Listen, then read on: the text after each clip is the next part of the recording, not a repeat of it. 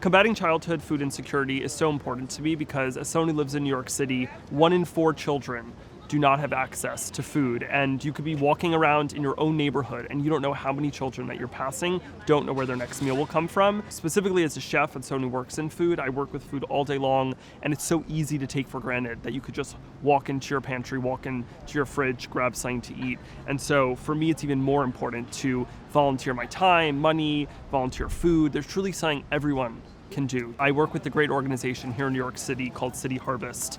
City Harvest has an incredible program during the summer called Share Lunch, Fight Hunger. Because in the summer, many children in New York City rely on school meals during the school year for their main meal of the day. And during the summer, they don't have that. So City Harvest has this incredible program, which I've supported to make sure that kids get that meal that they rely on. In addition to that, I also work with the World Food Program internationally that helps combat all forms of hunger around the world in disaster zones and conflicts, and I think both are super important to ensure that no kid goes hungry. One thing I've learned through my involvement with this campaign is that nationally 1 in 5 children are food insecure. They don't know where their next meal will come from. Here in New York City, that's worse. 1 in 4 children are food insecure. Truly, this is something that affects people all around us, whether or not we're thinking about it. Every time you're walking outside in your community, you are seeing people that are food insecure. So truly, it's something that all of us should be involved in, and all of us can get involved in. You can donate your time, you could volunteer at local soup kitchens, food pantries, you can donate food, go in your pantry. If you're lucky to have canned goods you don't need,